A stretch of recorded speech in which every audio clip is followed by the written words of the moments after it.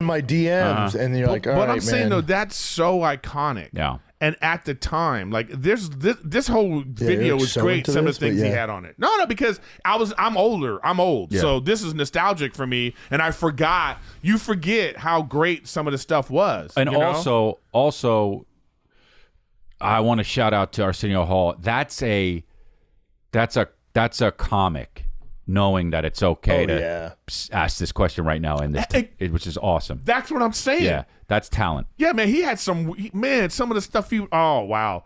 Some of the stuff I remember too, there's one clip on here where like Whitney Houston was booed at the Soul Train Awards. You know, and then she's like really emotional about it because she was like, "When they say I sing white and all this kind of stuff," and it was like, I was like, "Oh man, I forgot that kind of stuff was going on." But what I'm saying is to have her there and then talk to her about it. I remember when when Whoopi Goldberg. Remember when Ted? He goes, "Oh, you're still talking?" Yeah, because it's gonna be a clip that goes viral. Hey, notice I'm not interrupting. No, but Ted Danson. No, this won't go bonkers. This won't go bonkers. Remember when Ted Danson maybe in the did black community? blackface? I don't know, but go ahead. Remember when Ted Danson did blackface? Do you remember that? He was dating Whoopi Goldberg at the time. And then they would made a whole thing. Well, she went the next day, went on Arsenio Hall. And she was like, "Let's talk about this," you know? And I was like, that's what used to happen. What did she say? She was just defending it, you know? He was like, it was a joke. Right. Yeah. They were just joking, Ted whatever Danson, it was. Woof, am I right? Ted Danson, what are you doing, buddy? Woof. Buzz's girlfriend, woof.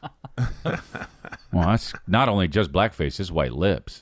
What's the and she's laughing because it was like vacations planned. He's summarizing the point of the Brendan? article. Hold on. This is great. No, I don't do vacations. I knew he didn't do vacations. Right?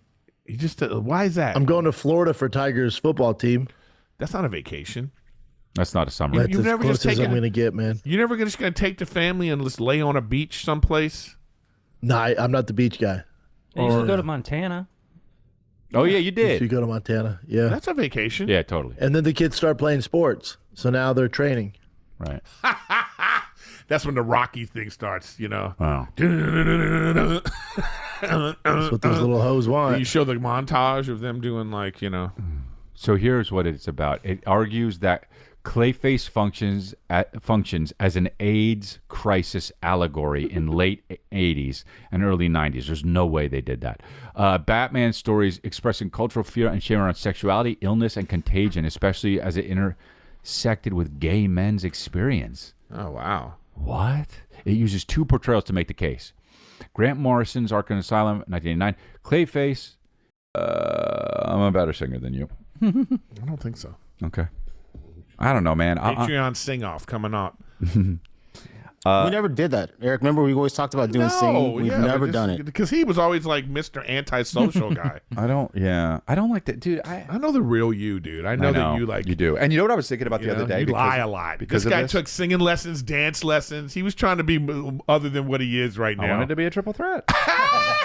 Dude, I wish there was videos of you in dance class. Oh, I got to talk to your dad. I don't think I took dance class. But I was thinking the other day, if you died, how fucking devastated I would be. Oh, God. Why would you bring that up? I don't know. I just was... How long do you think it would be? Like with the podcast, would you replace... How long before you guys replace me? No, I would just... I would just be so devastated.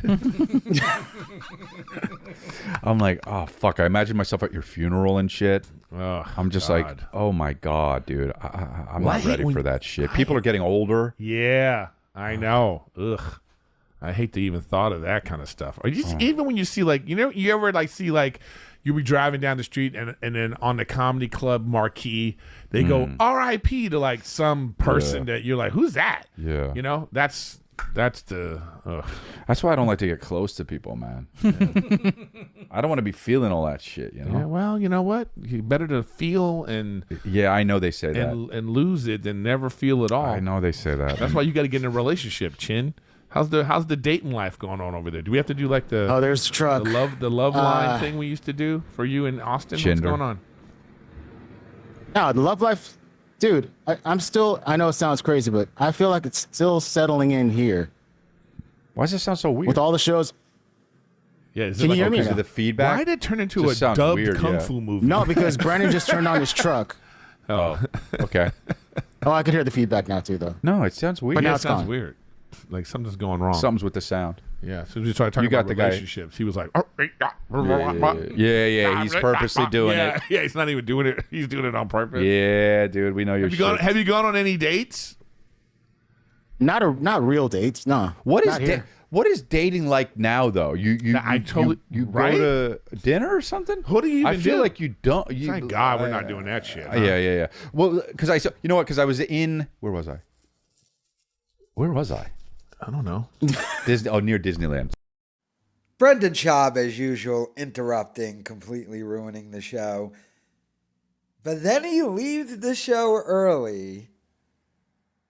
And, of course, Chin has to sit in the chair and Dummy starts up his truck because he made his podcast studio in his storage unit where he puts his crappy cars.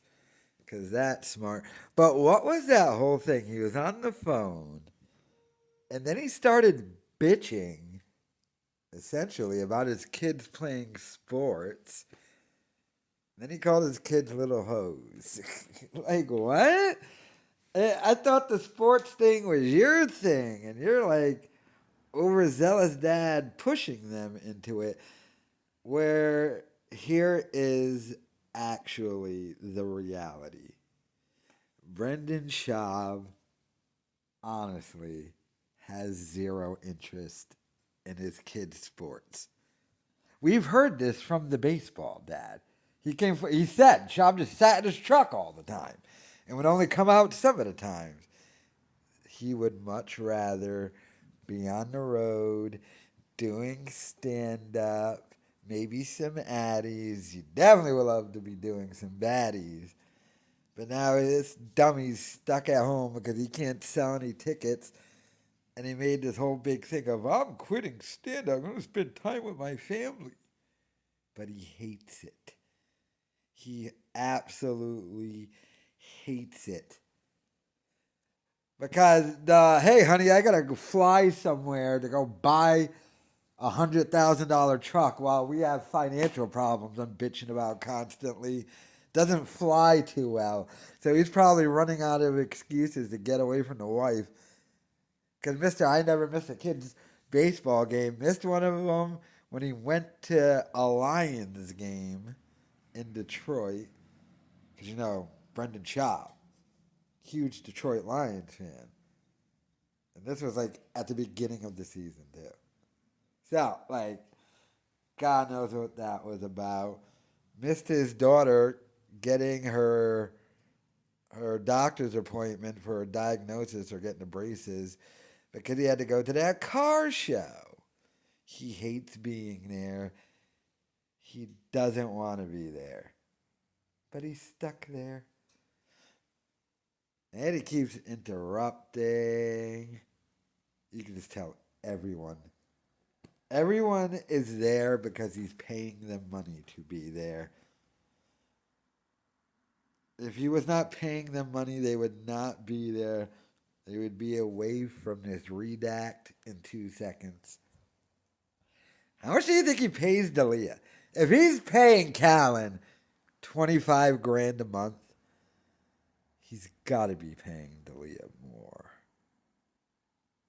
Or do you think he gave no, he wouldn't give D'Elia ownership stake.